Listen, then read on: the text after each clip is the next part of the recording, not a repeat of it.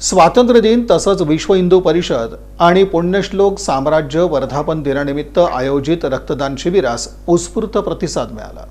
शुक्रवारी सकाळी 9 वाजता होडगी रोड विमानतळासमोरील हत्तुरे नगरातील बजरंग दल हनुमान प्रखंड यांच्या वतीनं गुरुकृपा क्लिनिक इथं या रक्तदान शिबिराचं आयोजन करण्यात आलं होतं।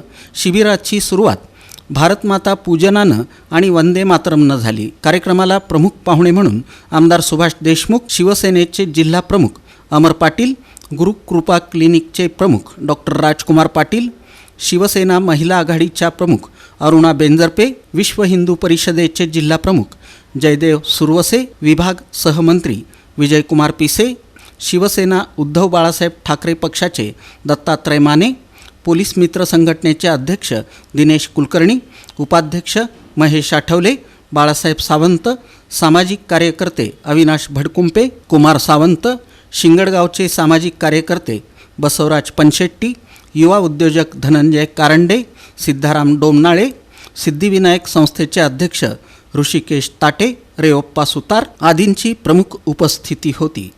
या रक्तदान शिबिराला उत्स्फूर्त प्रतिसाद मिळाला। एकूण 52 रक्तदात्यांनी यात हिरिरीनं सहभाग नोंदवत रक्तदान केलं। यंदाचं हे 20वं वर्ष होतं।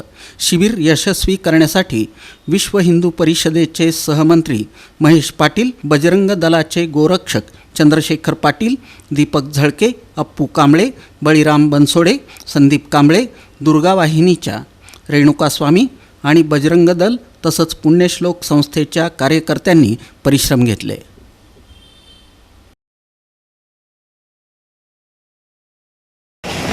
आपण रक्तदान शिबिराचं आयोजन केलेलं आहे।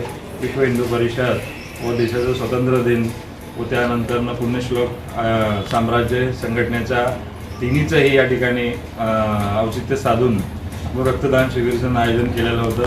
तर या शिबिराला सकाळी 9 वाजता भारतमाता पूजनचं सुरुवात करून रक्तदानाला सुरुवात झाली आणि उत्कृष्ट पद्धतीनं या ठिकाणी रक्तदान झालेलं आहे।